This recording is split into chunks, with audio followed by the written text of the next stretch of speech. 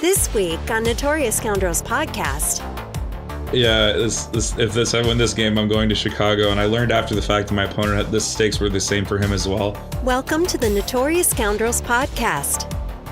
Welcome back to the Notorious Scoundrels podcast. We just got back from LVO, and we've got a ton to talk about. David, Kyle, how are you guys doing? Good. I'm doing great. Tired still, but good. Yeah, it's been a long couple of days. I've taken like 3 naps over the past 72 hours. Yeah, I stayed in Vegas for a few days after the event, and yeah, casinos aren't so great for your lungs if you're sensitive to cigarette smoke or other types of smoke. So, as you can probably hear, I have a little bit of a voice loss, a little hoarse today. So, no, we'll work through that. It's okay. We can still do a good show. A Yeah, I'm going to talk a lot anyway because something happened, something good. I like it. I think it's sultry. Your voice, that is. Oh, thanks. Oh boy. All right, cool. So, I guess let's talk about what we did at LVO. Do we want to save the best for last? I think Sure. So. Okay. All right. So, Kyle, what were you doing at LVO? I was judging. So, it was fun. It was me and Brendan France. So, he decked himself out in an Imperial officer outfit, and I felt like we needed some balance in the force, so I was decked out as a rebel officer, which I kind of hobbled together from various things that I borrowed. Shout outs to Matt Dunn and Kevin Valier for providing parts of the outfit, and Salvation Army and Duluth Trading Company, because that's what rebels wear. There you go. But yeah, no, it was great. Most people were very chill. We got, like, most of the judge calls we got were, just rules clarifications. Like, we didn't have any sportsmanship issues or anything like that. So, I was very impressed by, generally speaking, the demeanor of the players and how chill everybody was. There were some, the time limit, I think, was a little short. I'm going through all the match slips right now, but as a rule, games didn't go all the way to 6 turns. So it looks like that's already being adjusted for at Adepticon. The round times are a little longer for Adepticon than they were for LVO. So Yeah, it looks like they're going to be like 2.5 hours at Adepticon. Yeah, which is great. Because sorry, go ahead. No, please continue. I was just going to say, like, it got better for sure as the day progressed, and all of the Final Cut games finished on time. So, it's definitely like, it is possible for 2 experienced players to finish an entire game in 2 hours, and in fact, probably reasonable. But, when you've got a mix of experience levels and, people are, like, haven't been to tournaments before, it only takes one player to like 6 turns is pretty tight for 2 hours. So you really need both players, like, firing on all cylinders to reach that goal. And, that's not always easy to achieve. So I completely agree with that sentiment. Given my experience in my final game, I think the last 2 rounds, I think it was an absolute blur, both to myself and to everybody who was watching. We were, like you said, firing all cylinders. It was like, okay, I'm going to go here. You can do your activation while I cohere these guys. It was really like bam, bam, bam. And, just having to make sure to, keep on top of everything and not let anything slip by when you're just trying to really go through everything pretty quickly. Although, we both had done a ton of damage to each other. And so we were down to about 4 or 5 units aside at that point from 11 on each side. So it wasn't so bad. Like, the overhead definitely got lower, but I totally, my experience totally reflects what you said, Kyle, that we had to be on all cylinders through the end there to make sure we finished on time. Yeah, so I like to see that already Adepticon is adjusting. And I won't get on my chess clock soapbox right now. That's a discussion for another Yes, cast. Please. But that was really the only. So I was looking over the survey results earlier today. I think Brendan will probably publish those at some point. That was really like the only negative comment. I don't know, man. There was like some stuff in there about like people wearing rebel outfits. Yeah. That was me, for the record. Also had General Hux, Brendan France over there. It was pretty solid though. Yeah, I mean the tables were really solid. The pictures are on Facebook if you want to take a look, but definitely more thematic and more dense, and I hope more mechanically useful than the Gen Con and Nova tables. There was one table, I'm sure everybody saw the X-Wing table, where there was basically no line of sight blocking terrain. Sponsored by my podcast, or my blog of all things on my podcast. Sponsored by my blog of all things, which is great, I guess, for the number of X-Wings on it, but thanks, LJ. Yeah. Yavin base where there's no line of sight blocking terrain. Yeah, I think that was like a slight to me because he knows I play Rebel, so let's make sure the Rebel sponsor is sponsoring a board with absolutely no line of sight blocking terrain. Yeah, it was certainly the one that I think we were most concerned about, and it also was the one that got the most negative feedback. So to the extent that that table is going to be used again for Adepticon, which it will with some adjustments, there will be more line of sight blocking terrain on it. So a non-zero amount. Yes, a non-zero. You know what? I think there was one 1 inch thick crane in the middle of the table. All right. I'm not sure that counts, but okay. I'm just happy because my boy Nima slayed the Dragon of Impact X on that table. So he did do that. Yep. Z6s, it turns out, are good on a table like that, especially when you're fancying a triple sab list. So, but yeah. So other than that one table, we got great feedback on the tables. Everybody seems like they had a good time. The food situation was a little weird. I won't get into that, but basically there's janky rules about, the convention center and what food you can buy and bring in. And there definitely was not enough time for people to have a proper lunch as a result. So no, man, I had a bag of walnuts, and then I ripped off the judge's pineapple pizza, and then Jay brought me Johnny Rockets after the final cut. It was amazing. Yeah, that was awesome. I think that was Ed actually that got those burgers. It was Ed. Okay. Yeah. Serious though, it was so nice to have people who are taking care of us folks. So it was both Jay and Ed. Says Jay. Yeah, Ed goes by Drada on the Discord, and of course Jay is our fifth trooper host. And thank you, gentlemen. Yes, thank you. Huge thank you. That was the most delicious Johnny Rockets burger I've ever had. Oh yeah. So yeah, it was really fun. The top cut games were really chill. We only had one judge call, and it was a close measurement. And I was so excited to do it because it had been so uneventful. Everybody was, like you said, firing on all cylinders. People were walking around without shoes on and drinking beer and stuff. So it was fun. Yeah, it got pretty chilled out at the end there, and just people had a great time, and the toxicity level was super low. Yep. I don't think there was a toxicity level. Yeah, it was low, non-existent, in the parts per million range. It was pretty low. Yeah, so it was great. The judging experience was really good. Brendan was great to work with. We spent tons of time together, obviously, because we set up and tore down all the terrain. So I was glad to get to know him and a lot of the other community members. Put a lot of faces to names that I've only met online. And it was awesome. It was a great experience. So that was my LVO. I do have before we get I guess we can just do this now since this is a segue from the X-Wing table.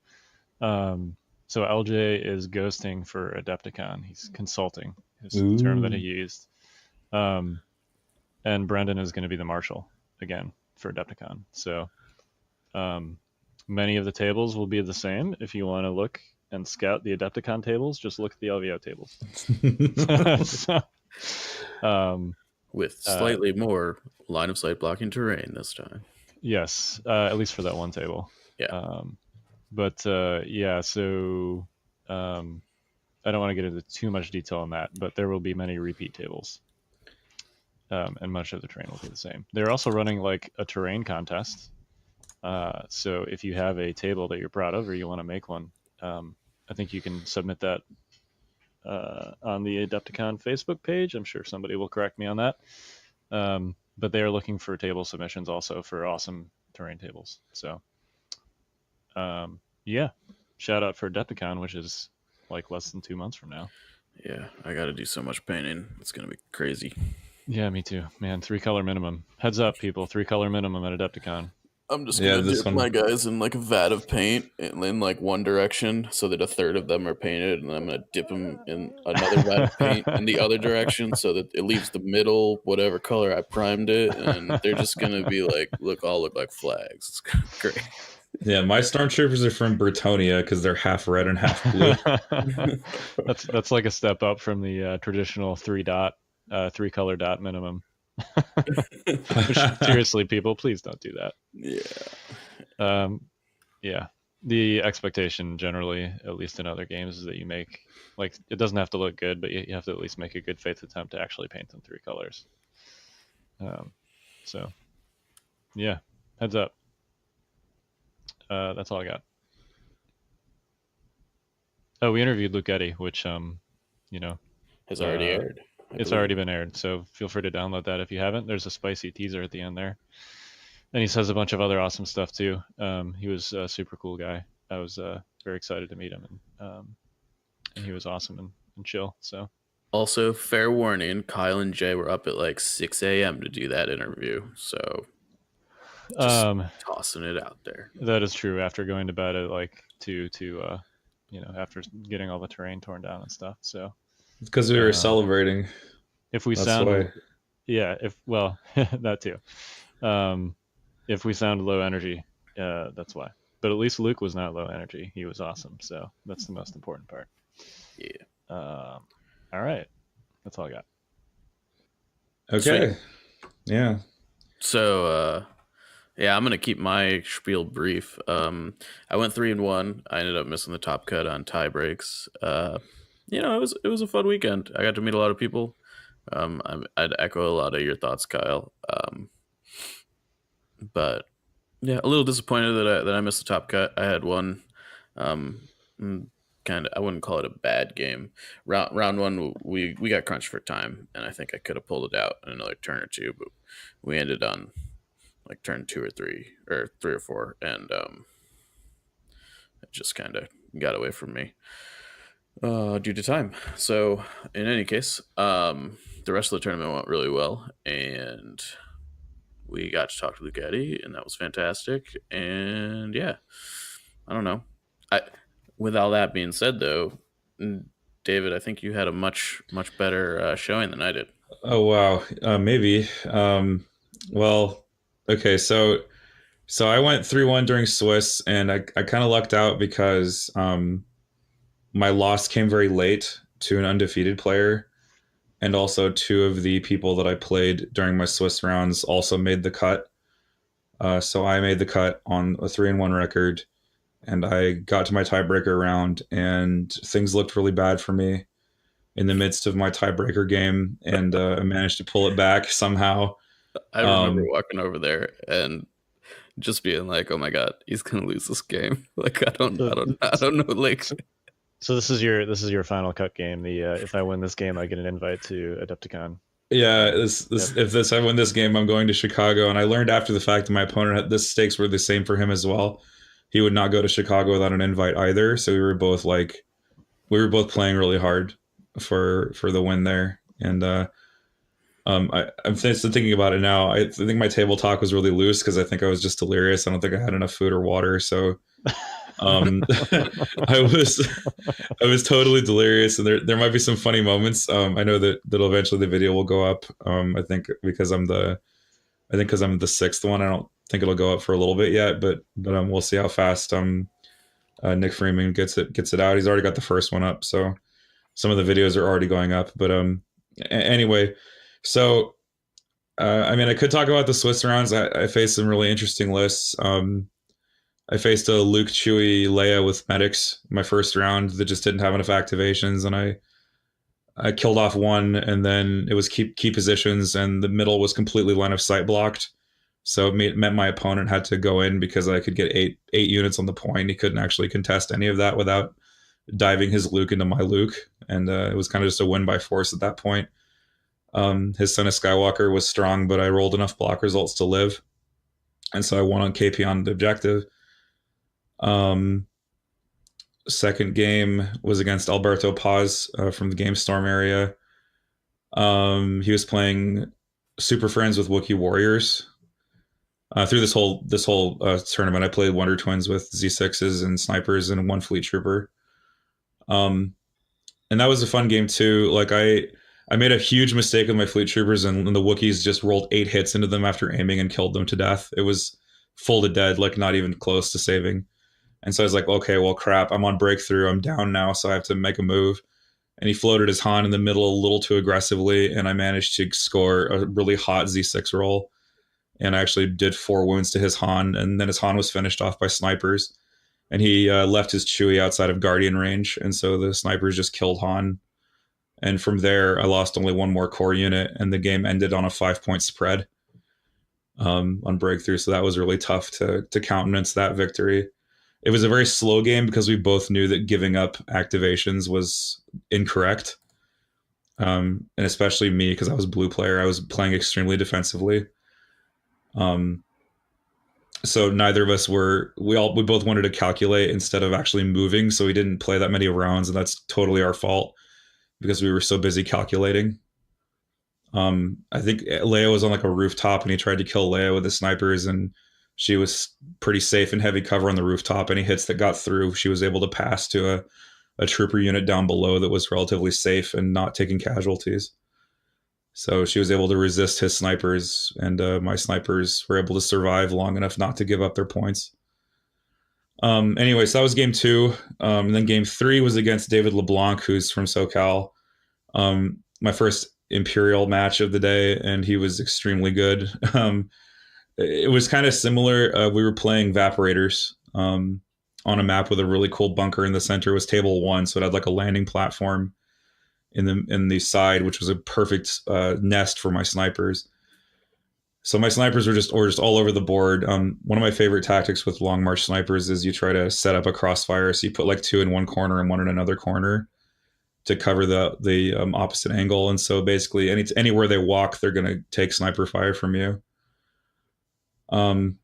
So I basically spent the entire game picking off his E-webs and trying to kill his royal guards. I said, if I pick off his E-webs and his royals, I'll probably be able to win on points that way if I can keep my Vaps. And I was very, very close to losing a wound on Evaporator. And thankfully, because of both he and I, again, we were playing slow because we were calculating, because we knew that giving up points was negative.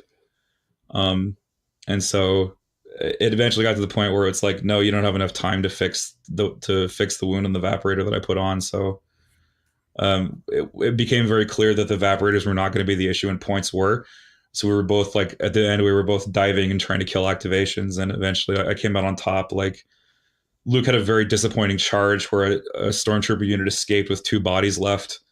And so that was very negative for me. And I had to basically suppress a unit of Officer Snow so they couldn't aim enough crits to kill my last trooper squad in the middle. And eventually that came through for me. So that was game 3. Evaporators, again, the point spread was about 12 points. So it was a very close thing. And then game 4, I played John Griffin, also part of the Game Storm crew, Boba Veers, on a very sparse board. And he was very aggressive with his Boba with Recon Intel, trying to bounty Leia off the top. But I, instead of playing Bombard turn 1, I No Time for Sorrows her back into cover to duck the Boba aggression, and his Boba ended up dying to my fleets.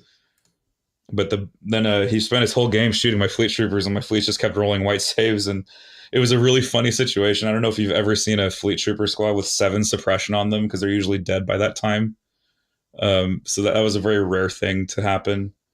But eventually I just kind of got ground down by coordinated fire. I kind of let him goad me into moving forward and taking shots I didn't need to take. I also did a stupid move with Luke where Luke took 3 wounds for free. There was absolutely no reason for me to put Luke where I put him, and the guards got a free charge on him. And that was very negative for me. So I lost that game, but thankfully, John, who actually won the tournament overall, my only losses to him, that means my strength of schedule is pretty godlike. So I was finished at the top of the 3-1s in 5th place. So after all that history, here's the final game, in case you're still awake. This is the one I want to hear about the most. Yeah. This is the one you want to hear about. So I've been facing, pretty conventional stuff all day. Like the medics with Luke Leia was the only like really non-meta thing I faced all day. Got lucky I didn't run into any Palpatines, so I felt pretty comfortable against all the non-Palpatine Imperials. But then I ran into this list, which was really cool. My opponent was Daniel Lupo. He ran a list that was kind of after my own Rebel Jank heart. He ran Leia Chewie, triple Saboteur with emergency stims, which is absolutely nuts. And he ran an officer fleet. He also ran a bunch of Rebel troopers who sort of rounded it all out. And so that was a very, very tough list. He also ran an FD cannon, I forgot to mention, which is the other non-meta thing he ran. It was super janky, but it was pretty clear that he had done this list a lot. He practiced a lot with his jank because, man, was it strong. Like, I was getting worked by saboteurs in the first, 2 rounds. Like, I was trying to shoot his sabs. They just weren't taking hits. Anytime they took a hit, E-stims, I'm going to drop a second bomb. And then when you try to move out to kill me, I'm going to detonate 2 bombs into 3 of your units and see how many I can kill. So the whole time, I was getting valued by these saboteurs. I think I lost 1 unit to sab bombs completely, from full to dead, which was a relief kind of in a sense because it could have been so much worse. It really could have been. The game also had some funny moments where it was sort of he had his Chewbacca in melee with me at one point. This is I'm not doing this in chronological order, but he had his Chewbacca in melee with me at one point. It became clear that it would actually be more efficient for his bomb to hit his own Chewbacca than kill the one trooper unit leader that was still keeping Chewie in melee. So he was like, yeah, I should have bombed myself there so Chewie could charge that unit instead. Because he was still tied up with me. But anyway, so the first 2 turns, it's recover the supplies on major offensive. The table has these 2 giant towers that block line of sight on either on the center of each of the sort of 3x3 sections on the board. It has a ton of light cover that alternates between being half the height of troopers and full height of troopers, which is great for his regular guys because it means that sometimes I can't get good shots. But in the long run, though, the sabs prevented me from getting the middle box with any sort of ability at all. I had absolutely no play in the center. And so because I had no play in the center, I thought, well, my ship has sailed. I think I'm done by round 2 or so. But then I tried to scratch my head. And I was like, how can I equalize here? And so I had 2 ideas. One was send all of my box guys to go kill his 3rd box, which was Leia, which was very exposed. And then do a suicidal charge with Luke up the middle to see how many of his guys I could kill and maybe try to win on points that way. And ultimately, both ideas paid dividends. The turn that I sent my guys after Leia, he did not have an order on her, and so she was on the bottom of the stack, and she ate a 5 crit Z6 shot and took 4 wounds, and then a sniper to finish her off. So Leia dropping that box really changed the calculus of the game. Then it became a points race, and eventually Chewie also had an opportunity to kill off my final box carrier. But before I do that, though, we have to talk about Luke. So Luke was basically in a state where it's like, okay, well, I have 1 suppression I'm carrying with me. I'm probably going to have heavy cover. But because I have to double move, I'm not going to have a dodge token for my Son of Skywalker turn because I have to double move. And I just said, okay, well, I just accept it. And I walked into I waded into the middle of his army with Luke on 2 wounds, by the way. Already had taken 2 wounds from a saboteur bomb. Killed the fleet troopers full to dead with Son of Skywalker. Managed to live thanks to emergency stims. I took 6 wounds and was alive on 1 health with emergency stims. And then charged a second time after aiming and wiped a whole nother trooper squad with Luke. And that was a huge moment for me. That really equalized the game. And then it was sort of like, okay, well, now he's thinking, okay, well, his Chewie's now in melee with me. And he's saying, okay, well, I have Chewie. Chewie can kill rebel troopers in melee real good, so I got to run Chewie in there to blow me up. But unfortunately, his Chewbacca, because he had to take a 12-point bid, didn't have emergency stims. Didn't have a tenacity, Didn't have tenacity, so he was only running with 4 hits of melee against 5-man trooper squads. So his Chewie got hung up because he couldn't do enough damage to kill a max health trooper squad in 1 melee swing. You see how that works? So that was how that situation arose where he tried to bomb his own Chewie to do that extra damage to get himself free so he could charge another unit. But that didn't ultimately happen. And eventually it came down to turn 6. He had a one man activation left, a 40-point trooper squad. He had Chewbacca on 1 wound plus stims. And I had a trooper unit with a box that was in melee range, and I had a sniper next to that box kind of guarding it as well. And it was a very weird thing at the end of the game where we sort of forgot how the emergency stims worked for a second because we were just delirious and tired.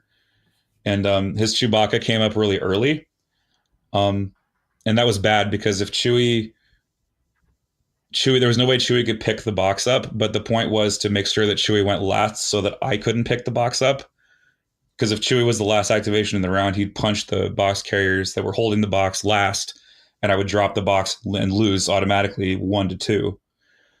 So Chewie came up too early after having been punched by my box carriers first and being on stim wounds. And so he tried to say aim and standby to try to make his Chewie swing later in the round.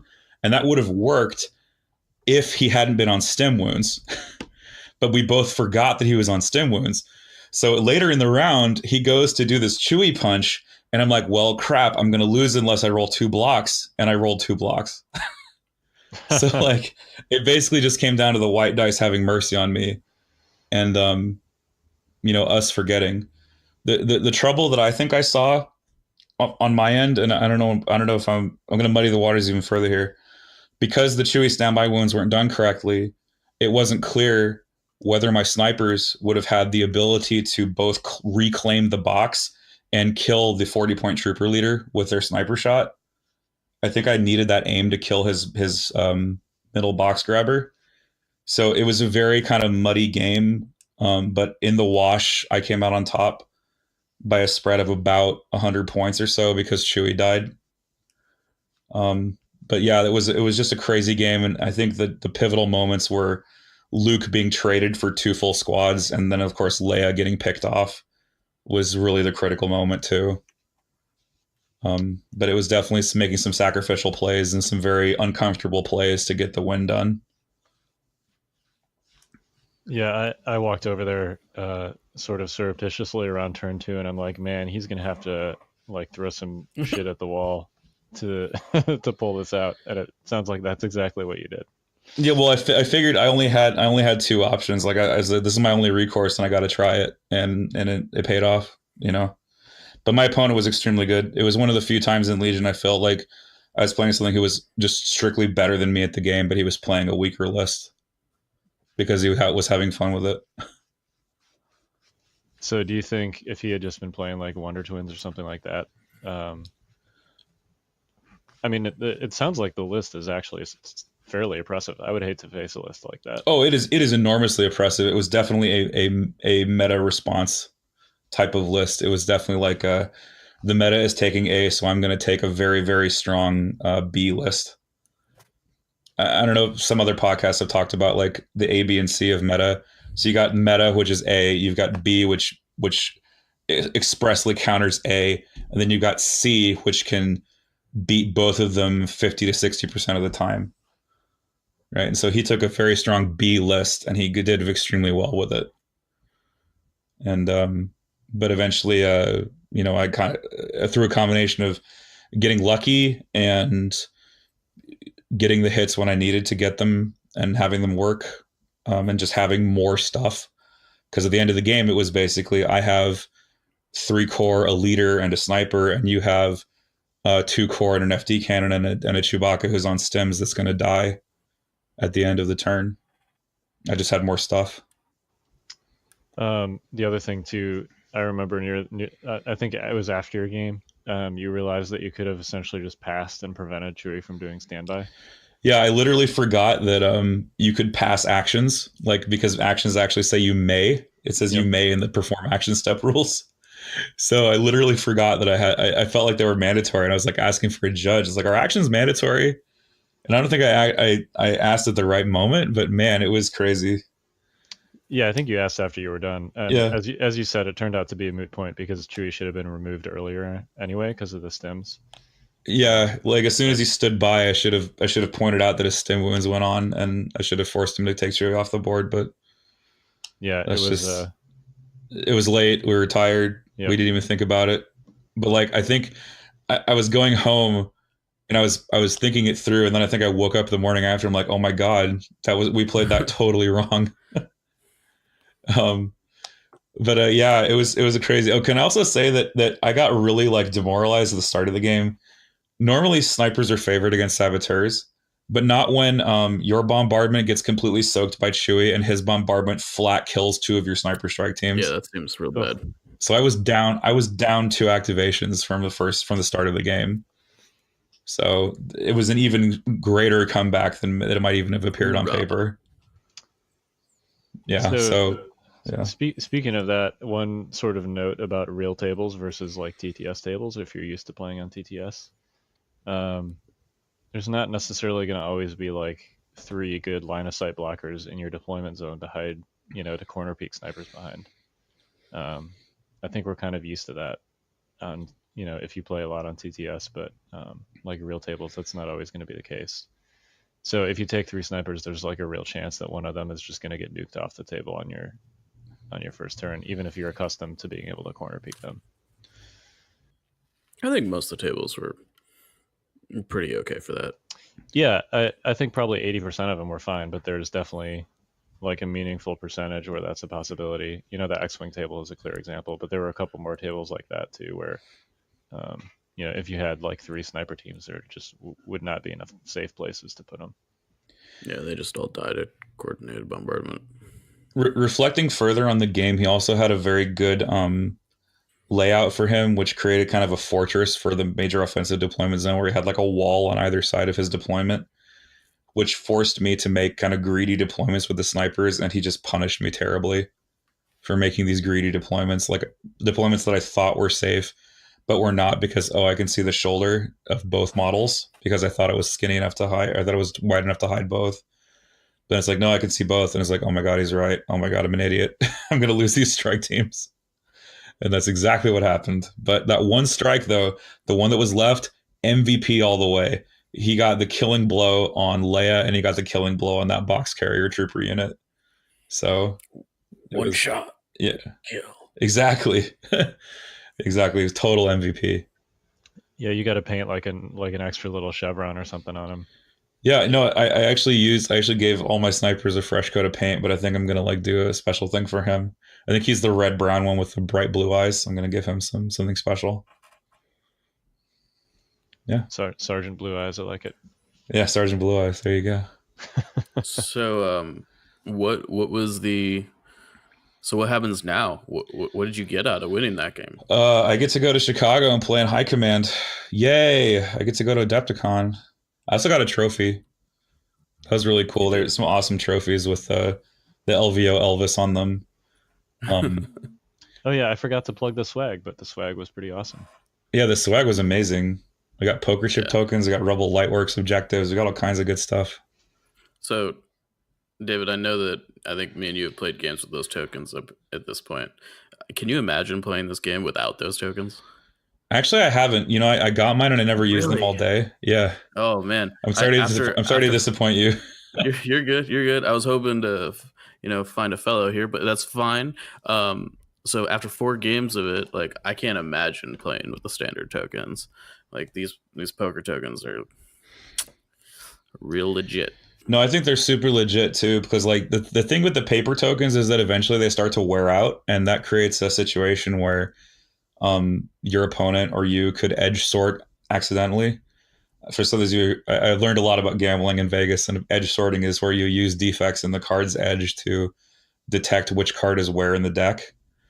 And so that creates a vulnerability there in the game when you have tokens that are worn on the side in a certain way. But a lot of people don't study their tokens that closely. But so the LVO tokens are definitely going to be an upgrade, and they will prevent edge sorting for sure, just from wear and tear. It's not intentional. And they're also smooth, so obviously, but default you can't tell like what they're supposed to be. Yeah, they're not like real poker chips that have the grades to let you know by feel what the denomination is. But they're sweet, man. They're amazing. So yeah, I'm going to Chicago. It's going to be awesome. I'm trying to find a room, trying to get money. But yeah, I'm looking forward to playing in High Command. It's going to be great. Yeah, I think it's going to be amazing. We'll all be there. We will all be there. I will be fighting for my life in the last chance qualifier, but we will all be there. LJ will too, and so will R1. I know some of you who listen to the Yavin Base stream have listened to me and R1 do drunk commentary. So, but he's going to be playing there. It's going to be pretty amazing to see everybody again and just to meet new people, even more new people who are part of the community that couldn't make it to Vegas. But I expect the caliber of player to be even tougher at Adepticon. But I got to say though, our San Francisco crew, we had 5 of us from the city. We represented really well. We had 3 of our San Francisco players in the top cut, and Kingsley crazy. And I qualified, so we're super happy. Sorry, I just wanted like a little token sound effect here. Oh, there you go, clicking through those tokens. Yeah, click and click. Oh yeah, listen to those sweet tokens, man. They sound amazing. It's so satisfying just to like play with them while you're like thinking about your turn and stuff. So that's awesome. It's like absolutely fantastic. You qualified for High Command. Yes. We want to talk about what I think might be, we can safely say for the first time, is the meta for Star Wars Legion. Yeah. The game definitely has a meta now. it does. Let's hit it super briefly because I should have a bunch of data for next week. Okay. And we also have an interview. But I think we definitely need to hit it. So, Mike, which list was the winning list for LVO? Well, Kyle, it's funny you should ask. Bobavir's comms relay coordinated fire won LVO. I can't believe it. Yeah, that's really out of left field. Yeah, I don't know who thought that. I mean, who would have thought that coordinated fire was going to win LVO? I have no idea. I don't know. It seems crazy. Yeah, it's a horrible card. So we all right. Without getting too much down the rabbit hole, we did have Mr. Griffin on himself to talk about his list. So he's going to be on shortly after this. Yep, in like 5 minutes. Yeah, 5 minutes or less. But yeah, core snipers and 2 really strong characters is basically meta right now. Although the FD turret did appear. Yep. Who would have thought also that the FD turret would have appeared? I think Kingsley was mentioning the barricade rule might have had something to do with that. And anyway, I just wanted to mention that before we get out. But overall in the tournament, every unit was represented. No units were left behind, not even the lowly airspeeder. There were 2 airspeeders, yeah. And it was really cool to see ATSTs boxing. That was really fun. Yeah, there was actually in the first round there was 2 ATSTs fought each other on that X-wing map, and the game went down to an objective tie and a points tie, and blue player won by points. Whoa! Yeah, that's rare. That's actual insanity. Yeah, so that was pretty cool. But yeah, there's I put out all the top 6 lists on swlegionodds.com if you want to actually look at them like in detail. But it's 2 Veers Boba, 1 Palpatine, which is a little bit counter meta or different, I guess, compared to the other ones, and then 3 Wonder Twins. And it's that plus core, 5 to 6 core and snipers basically. I'm sorry I kept Chewbacca out of the top 6. It's all my fault. It's okay. We forgive you. So something that is interesting that I think isn't maybe encapsulated in that kind of description is that every single one of the winning lists had either coordinated fire or covering fire in it. Yeah, they were both popular. Can I qualify that real briefly? Yeah. So how often did you use covering fire? I used covering fire well exactly 1 time. Okay. And it helped a lot because it enabled me to push through a rather vulnerable area of terrain And because basically the idea was I set up for it. The map I was on was like two. It was the bunker map with two alleys on either side of this long bunker / hangar thing. And basically there was only small amounts of cover, and so I thought, okay, well, I can barricade hop with covering fire very legitimately. Like I think the card was envisioned. I set this up and I had a couple units in range. I was like, okay, I'm going to start the chain here, and we're gonna fire and then issue a dodge, and then it was just literally just chaining all my guys up the field, shoot, dodge, move, shoot, issue another dodge, move, shoot with that unit, issue another dodge. So it was really just a really cool bouncing back and forth. The dodges themselves, though, did something, but they didn't quite do enough, just because David kept hitting 2 crits on his snow troopers, and it was like, okay, well, I couldn't do much about it, but it still helped me, but it wasn't overwhelming. Like, it felt really balanced, and I felt a lot safer about the push I made, and a lot better about that decision strategically. So, it may have just been a feel good. Yeah. So to that effect, would you have rather had Save Our Skins? I'm not sure, because Leia had died at that point. It's kind of nice to have a neutral backup card. Just have it handy. It's got functions outside of its. The best part about it is that it's a neutral 3-pip. So in late game turns, when all the commanders are dead, you can still beat standing orders. Sure, that's fair. Okay, yeah. I mean, I've heard a lot of people say similar things about it, so it'll be interesting to see where that card ends up. Yeah, I'm not convinced that I want it over Save Our Skins at the moment, myself personally. Yeah, I just found it super interesting that every Rebel list that won in the top 12 had Cover and Fire in their list. I would definitely take in a list with 6 core. In fact, it's one of the biggest reasons I took 6 core was to maximize that card, along with not being comfortable with Wookiees. But we'll see what happens. Yeah, it's definitely good in a list with a lot of core, which, as we said, is kind of what you want to be doing anyway right now. So, yep. Yeah. And it also, Save Our Skins is a little bit of a glorified assault. So it's, in many ways, it's like a straight upgrade over Save Our Skins. There are some times where it's useful to double tap Leia and something else, but without getting too far down the rabbit hole, I think part of the argument for why Covering Fire is something you want is because Save Our Skins is not like a top tier command card by itself. Sure, that's fair. We want to transition into the interview here. Yeah, we got to plug. So there was a lot of preview news since we last met. Yeah. So we're not going to talk about any of it. So Jin had her full preview. And we got Sabine and Bosk previews. I'm super stoked, especially about those models, which are custom kits and are awesome. Yeah, they look legit. Yeah, I'm so excited about those. Time to buy 2 so I can do all the poses. Yes. But we are not going to hit those.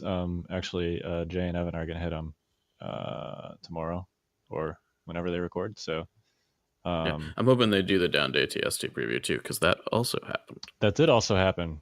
It was, man. We will, says Jay. Okay. All right. They will also do the Down Day TST preview. Anything else you want us to plug, Jay? Seeing no typing. Okay. I think we should just do the interview. Yeah, let's do it. All right, sweet. We'll be back in just a second with an interview from John Griffin, the winner of LVO. And we're back with John Griffin. He won LVO first place with a pretty awesome list. How you doing, John? I'm doing all right. How are you guys doing? Pretty good. Pretty fantastic. So before we dive into LVO and your list, just generally, like, what is your gaming background? Well, I played Warhammer Fantasy for about 10 years. Started when I was a teenager, branched off into some of their sub-games like Necromunda, and then I did a bit of X-Wing about 3-4 years ago. Took a hiatus while I worked, and now I'm back in Legion. That's awesome. What did you kind of like about Legion as opposed to those other games? Well, when I first got started with the game, I was just sold on the Stormtrooper minis. I had been looking for ages for Stormtroopers to use for RPGs and stuff like that. And my exact words to our store owner was, if this game tanks tomorrow, I'm okay. We've got, beautiful Stormtrooper minis to put on my wall. And then I started playing it, and I realized that there was a lot of strengths to this game that I didn't necessarily see in other games. One of my favorite things is the ebb and flow of this game, the way that the activations go back and forward between players, allowing you to kind of have maximum impact on the turn. Some games your opponent takes the whole turn, and then you kind of do what you do with the tattered remnants of your forces. I was never a big fan of that. In this game, I've had times where I've had a flank that's been completely rolled up by my opponent, but because I was able to focus my activations on the other side, I was able to still make some big plays. Yeah, that's one of the things that drew me, that and the command card system, to Legion also versus other games like 40K, which you alluded to. The alternating activations, I think, makes for a much closer game and kind of avoids those like hammer table wipe turns. Oh yeah, I could never stand those turn one. Just half to 90% of my forces are gone, and I'm just sitting there going, "Well, you won the first roll. Good game." Yeah, so it kind of sucks to lose the game before you get to take any actions. Like, that's just a feel bad. Absolutely agreed. So you are from Chicago, right? That is correct. Yeah, I live out in the DeKalb region, so I'm a little bit out of there, but I do play with the 312, our Chicago team. Is that so? That sounds like an area code. Is that accurate? 312 is actually the phone code for Chicago, more specifically. So most Chicago numbers start with 312 and then get into their 7 digits. Right. I knew that sounded familiar. I grew up in 630, just outside the suburbs of Chicago. So Yep, you probably called a lot of 312 numbers then. Yep. So tell us about your local scene there in Chicago. So right now, most of the 312th Legion is centered in Game Storm in Lamont. We play on Thursday nights. We've got a group of about 22 people with a core consistency group of about 10 who show up pretty regularly to run each other through our paces. And I think that's a really strong part of why we did so well during the LVO, is that we've played a lot of lists and a lot of games together.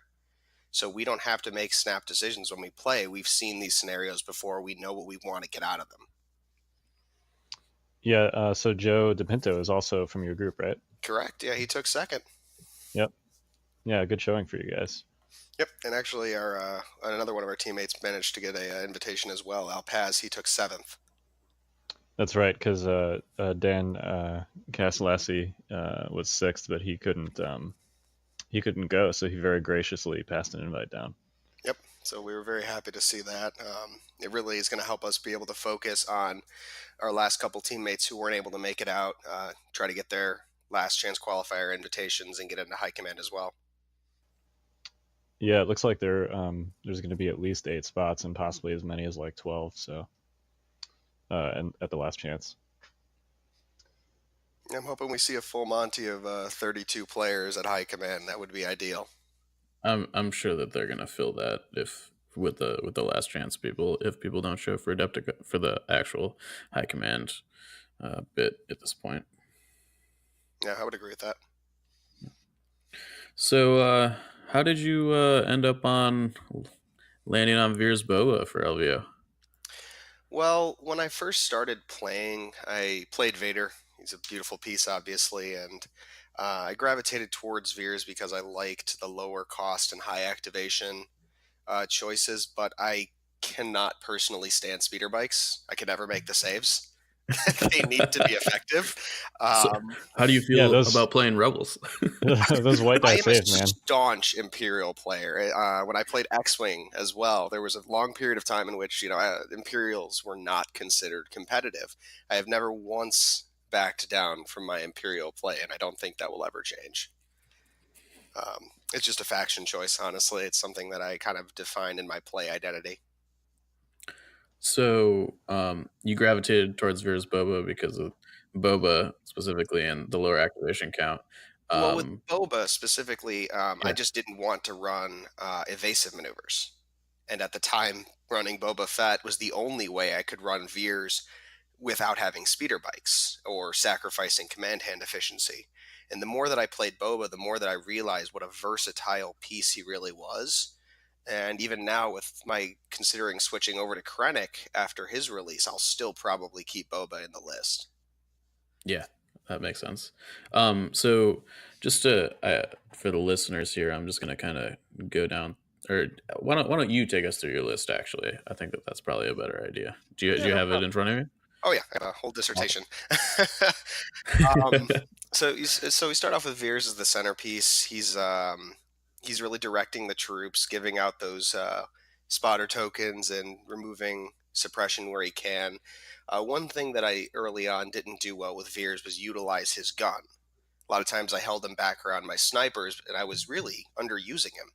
Veers at range 3, because he surges to crit, has a really good chance of popping off one unsavable wound a turn. So if he's Mhm. up there with your stormtroopers, he's usually doing work in addition to actually passing on his support buffs.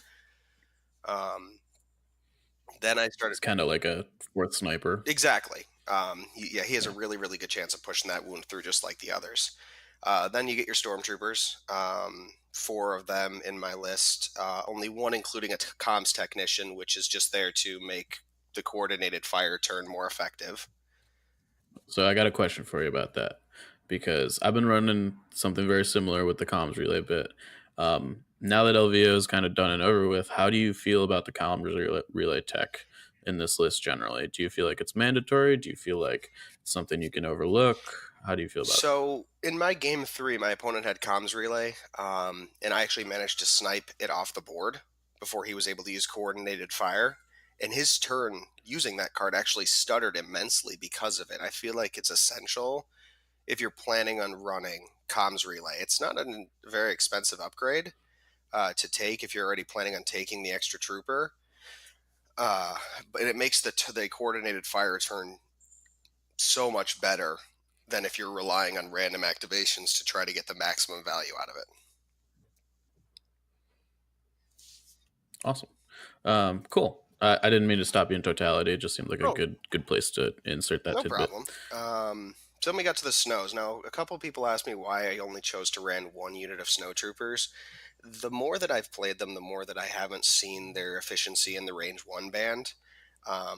It tends to be that opponents just annihilate them off the board before they're able to really get there and do damage. And even when they roll, 5 to 6 black dice and red dice, because I'd be giving them frag grenades, they don't tend to actually do as many wounds as you'd expect. So nowadays, I more use them as a melee deterrent. I keep them in a cover area relatively close to the front of my forces. Then if something like Wookiees or Imperial Guard get close, they pop out, they do a bunch of damage, and then try to stop them from getting closer. Cool. So I just want to jump in because, well, why don't you finish going through your list? But I have a couple. That's I have fair. a couple things. Snipers kind of explain themselves. They're 1 suppression, 1 wound per turn choices. I have 2 of them in there. They help to get the activation count up as well. I usually counter snipe with them, which is something I notice not every player does, specifically because I like to remove other pierce sources from the table. And then Imperial Row Guard was my big change before LVO. I realized that the list that I had ran, which was 3 snipers, 11 activations, really had a weakness to melee-centric lists, triple Wookiees, or really anything, including Luke. I included the Royal Guard specifically to be linebackers. They weren't going to run out and do their own thing because they didn't have enough supporting pieces in my list. They stayed close to the line, and then if they were a melee unit approach, they were there to intercept. I was actually going to ask you specifically about that choice. I pretty much ran the same list as you, minus IRG and plus DLT in a sniper squad. So I was running that 11 activation list. So you felt like that was like a pretty good change that you made generally? Yes, I only played against Luke in 1 game, but having the IRG actually deterred my opponent from bringing Luke in quickly. And when they fought him, they actually managed to inflict 5 wounds before he got away. So they had a pretty solid showing for what their intended role was. Yeah, that was David, I think, our Yep. our co-host David that you played. Yes, he was. He was my favorite Um, game by far. you were you were his only loss, I Yes. think. Um, so did you? This goes back to the guard a little bit. Did you follow like Invader League at all I actually did on not. TTS? It's one of those things I kind of regret not keeping an eye on because I've been told that the meta is actually somewhat getting defined by some of the choices being made in Invader League. Yeah, because I was gonna say Garnanana. I think I pronounced it right. We actually had him on a while ago, and he told us how to pronounce his name, and I've since forgotten. He's seriously though, he's a good friend. I talk to him all the time, but he ran a similar list for Invader League elimination, and he was second. He lost to Kingsley in the finals with a very similar list. So I wasn't sure if you'd followed that at all, but it sounds like you guys sort of organically came up with, separately, um, this a very similar and similarly effective Empire list. Yeah, sounds like it. It wouldn't surprise me too much if his thought processes kind of mirrored my own when designing it. Yeah, well, the reason I said that is as you were going through explaining it, it's like that very much mirrors his thoughts that he's expressed about that same list. So, um, yeah, I mean, obviously it's an effective list. I think it's probably personally, I think it's my favorite Empire list out there right now. So, um, what was your favorite moment from the tournament? So going back to that game four, as I was playing with David, he had a very early advantage on me. He managed to take Boba down because I played him very aggressively, and he exploited that. And he chose during that game to play the scenario instead of necessarily just retreating his entire army with the points advantage that he had, which would have been perfectly valid.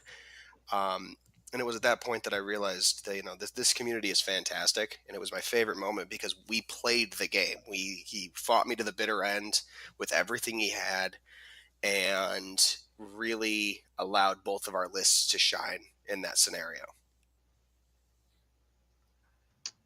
Yeah, it's funny because we talked about this very thing a couple weeks ago. Because there was a team league game where it was like a up on point situation, and we were like, "How do you make the call when to just sort of be boring and retreat back into your deployment zone and do standbys and dodges? If you're up on points, or do you actually like play the game out?" And it sounds like he did the latter Yeah, he thing. made the exact same call I would Even make in that scenario. I understand the argument of that it is winning the game by playing it that way, but I'm a personal fan of playing the scenario itself. You've played the turn zero, you chose a scenario. I feel like you should at least attempt to play it. yeah, well, I'm sure that he will be glad to hear that that was your favorite game of the day. So we talked a little bit about your list. I'm interested in hearing your thoughts on the command cards that you chose to bring. I know that there's not a ton of flexibility presently, but how did you feel about the variety of command cards you brought?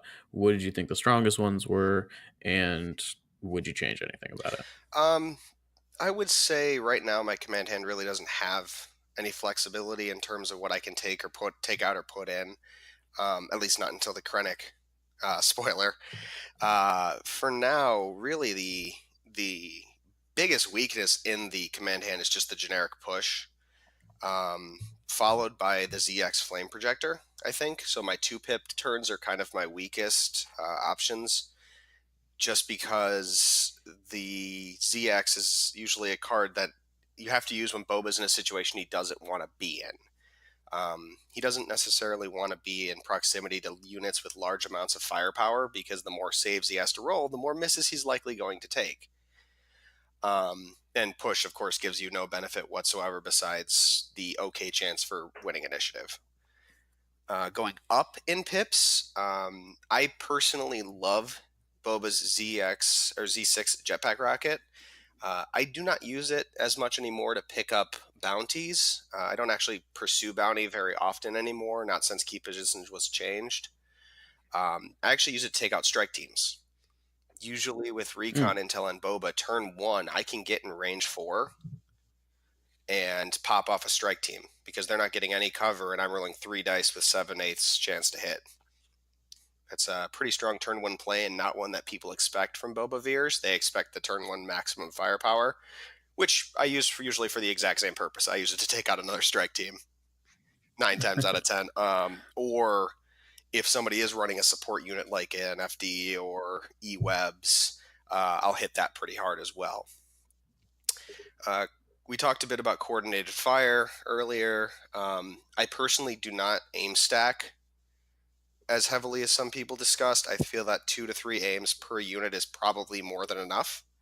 So I simply pass a couple aims to my stormtroopers, walk it down the line if I can, and then the excess ones usually get passed to special forces or in the unlikely event Boba is nearby, I would love to pass an aim or two to him.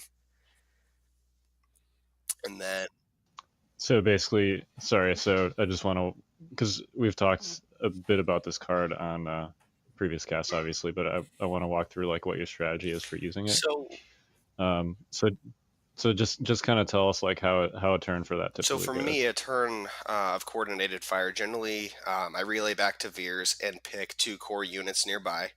It's pretty much always going to be the stormtrooper units just because of their proximity. Veers will start the turn. He'll spotter 2 onto both stormtrooper units that have the face-up tokens, and then usually he'll, in that situation, be at range 3 to something, and he'll take his pot shot. If he gets it, great. If he doesn't, no big deal. Following up from that, usually the next stormtrooper unit does not move. That unit aims to get the second aim token and then fires, giving me 2 tokens to transfer to the third unit. Now I've hit that 3 token kind of sweet spot on my third activation. At that point, that unit usually will move to try to either get a better position, or if I can open up an entire flank by just passing around some terrain and leave my opponent without any cover, I'll absolutely do that because my odds of getting 6 hits, with the DLT +4 is pretty high on 3 aims. So then I'll do that. I'll pass the 3 tokens to the next stormtrooper unit and kind of just walk my way through there. Once I get towards the end, that's when I'll disperse the tokens to whatever special forces happen to be at the end of the daisy chain. Do you generally kind of put all those tokens in one place, or do you like split them off, like 1 to a sniper team, 1 to a sniper team, 2 to an IRG? I don't usually assign more than 1 pass off to any other like special forces unit or Boba. I don't tend to feel that they need them that much, since most of my army doesn't roll white dice unless they are stormtroopers. The unit that actually needs the aims the most at the end is the Snows, usually because they're not at range 1 most of the time and are just rolling white dice without having the benefits of precise. Yeah. So that's one of those big ones that I think a lot of people who use coordinated fire would benefit from, is thinking about having, if they can pass 3 tokens to their snowtroopers, they have a reasonably good chance of inflicting some pretty heavy casualties at range 3 that they might not get in any other turn. Awesome. Yeah, I'd say that pretty closely tracks our experience with it. So sorry, go ahead. Just to kind of continue on the command card train real quick here. How did you feel about whip card, maximum firepower? I know they're pretty self-explanatory, but whip cord, maximum firepower, as I said before, I use to take out a sniper strike team or a support unit if I can. And then whip cord's kind of my weird card. I don't really have a consistent use for it. Sometimes I use it to actually tie something up. Other times I use it just to get Boba's initiative off first. It's just very dependent on the situation. If my opponent doesn't have a melee heavy list, it's generally for the activation and that kind of speed move. It's usually in a turn where I've put Boba out somewhere pretty open, maybe following up a flame projector attack, or if my opponent has snipers he's intending to hide next turn. Something like that. Otherwise, if they do have melees, I'll save the whipcord until Boba can basically do a drive-by whipcord. Gotcha. Are there any changes you'd make in hindsight? Yeah, I'd to your say I'd list? make two right now. We talked a bit about the comms before. I'd actually was considering moving the comms to the snow trooper unit that I have. Somebody was talking about it, and I heard in passing that putting that into the snow trooper list gives me a free frag grenade, essentially. And since I don't tend to run my snow troopers highly aggressively, there's a good chance they'll still be within range 2 of Veers, allowing them to still relay that order back to him. In addition, I was at 797. I would actually just give Veers environmental gear at this point. I don't necessarily want a bid. I just didn't know what 3 points I wanted to fill going into LVO. So let's talk about not kind of wanting to bid, I guess, at this point. Do you prefer red player? Do you prefer blue player? I immensely prefer red player, and I do know I'm in the minority from what I understand on that. But Hey, I'm right there with you, my man. I think it's a mentality in some instances. I'm a very defensive player, a very reactive player. So being red player does give me some benefits. One that's sometimes brought up is that in the turn 0 game, red player has the final elimination.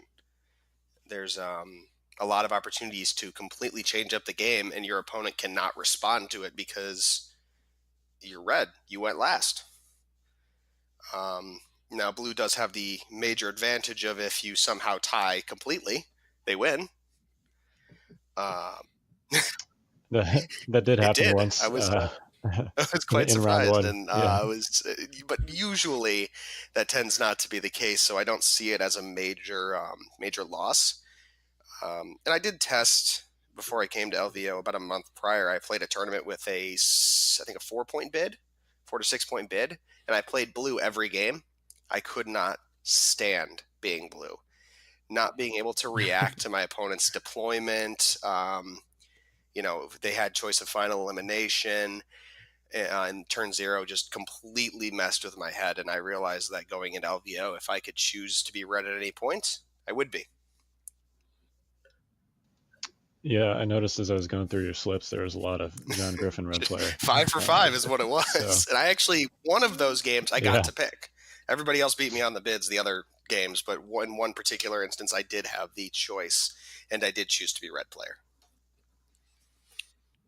I always find that funny when you win the points war and they just assume that you're a blue player and they're like, all right, what side do you want? And you're like, whoa. That's exactly how that went down. Slow your roll, my man. That's exactly what happened. I think it was game 3. It was like, oh, you're going to be blue. And he got up and I'm like, no, sit down. You're blue. I don't want it, man. You could have it.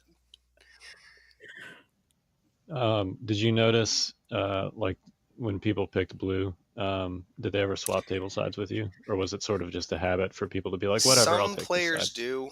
At LVO, most people at least took the time to consider the side they were on. I think I switched in one instance. I think it was about game 2. I think it was against Jace Pippin. He decided that he did not like his side, and it was the X-Wing table, and we switched it around. And I think he said, actually, in hindsight, that was a mistake on his part. It's funny because that table is also almost perfectly symmetrical. We had to put down very few barricades on that particular table. Everybody hated that table. Yeah. I'm not surprised. I think that was certainly our most open table. Yeah, there was no line of sight blocking. Concerned. No, there was that pillar in the center, which actually I did use it once to block line of sight. I had a 2-man squad that hid behind it to hide from a sniper. But that was about it. Everything else was way exposed. I wanted to do one more thing on the red player bit. One advantage of blue player is that you get to essentially veto 3 cards before you start. And I run a very sort of the rebel mirror of this list, which is actually very similar to David's list. Wonder Twins, core snipers. But essentially, it's if you run a list that doesn't care about condition cards, then I guess you probably don't care about that aspect of it. Like, really, the only card I think probably you care about is limited viz, and everybody here's cuts the that thing anyway. about limited visibility. That has been brought up to me in the past, especially when I ran 3 snipers. And this goes back to kind of with discussions people may have had with me about key positions before it was changed. If I see somebody who has like limited visibility in the third slot, for example, and I know they're going to go for it, I'm going to look to see if they have recover the supplies as their scenario card. Because if they do, limited visibility with my list and recover the supplies with the right deployment means that Boba can go take the center objective and my opponent can't shoot him at all. That's Yeah, really and great Boba with point. the boxes. Boba with the box yeah, essentially wins you the is game a bad lot news. of times. And that's kind of one of Yeah, those it does. things that I think makes some players go in without any plan. I have a plan for pretty much every scenario. I at least have some sort of, objective going in with those. And that combination of cards is exact. I have that already pre-planned. That kind of situation is if I see limited visibility, what do I want to do here? Yep. And I actually cut recover because I don't have Boba, even though Luke is great at recover. Also, Boba's better at it. So He's so much better at it. He's so much better at it. Yeah. Boba trumps Luke, I think, as long as he grabs the box before Luke does. Which he certainly can. Yeah. Barring some kind of recon intel, no time for sorrows shenanigans. All right. Well, is there, John? Is there anything else you want to talk about? I'm going to do a little shameless plug for my my local group, the 312. If anybody is listening from the Chicagoland area, I highly recommend that they find us on Facebook or go to our website. I will be posting up a more comprehensive breakdown of my list information and kind of what happened during my 5 games on there. We're hoping to, create a sense of inclusivity around Chicago with all the stores. So if you're a Legion player looking to find something at a local store, that's probably the best way to do it. Awesome. I don't currently live in Chicago, but like I said, I used to, and I would. I love to see that there's a good community there. So 22 players sounded like a ton. I'm really quite impressed, frankly. It definitely helps get those reps in. Yeah, that's for sure. That's for sure. Yeah, it helps a lot that you're not playing the same people over and over again. All right. Well, anything else before we sign off here? I think that's everything. Thanks for having me, guys. Okay, thank you for being on, John. Not a problem. You guys have a good night. You too. Yeah, and it was a pleasure, and we will see you at Adepticon. See you there. So that was our interview with John Griffin, the winner of the Las Vegas Open. So I think that's going to just about do it for today. You guys got any parting thoughts? I am stoked to practice over the next couple of months with you guys for Adepticon. Because we are all going in some capacity. We are all going. Yeah. It's gonna be crazy, hopefully. And now that we have some information and direction, I feel a lot better about it. So yeah. Check out the Adepticon Facebook page for attorney packets and schedules and all that fun stuff. I'm sure that they're gonna have a lot of interesting news on there. Yeah. Also, heads up, if you're in the last chance qualifier, your lists are going to be due in advance, 10 days in advance to be exact. So, whoa. Be aware of that. Please don't not submit your list. Just, make sure I think there was an email out too, but make sure you check that out because this is not like previous. This is the first time that we're testing. Not that I'm having anything to do with it, but this is the first time we being Adepticon, not me, are testing submitting lists in advance. So, just be aware of that if you're playing in the LCQ. Public service announcement. Yeah, I believe they said that the team tournament today is also going to be a downgrade from like the strict tournament guidelines. So I think that if like Krennic and Death Troopers are late, people are going to be able to play them. I think. I'm not positive on that, but I think Brendan said that today on Discord. So I still need a partner for the team tournament, so just give me a holler.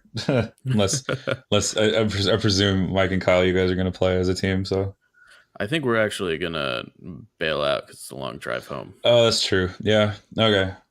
Well, I'll probably be there for another day. So hit me up. I need a teammate. And you are correct. It is formal, not premier. So there will not be like an 11-day window for legality, Right. product legality. Ooh. Yeah. So for all of those that want to play with Krennic and Death Troopers, if they do come late, you'll still be able to play them in the team event. Triple Pathfinders, triple Commandos, go. Yeah, that's your chance to try some jank. Yeah, super janky. 6 Saboteur strike teams with E-Stims. So gross. Okay. All right. Well, I think that's it. We're the Notorious Scoundrels. I'm Mike. I'm Kyle. I'm David. Have a good one, guys.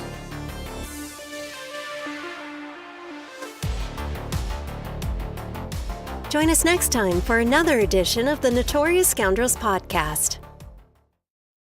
This has been a Fifth Trooper production.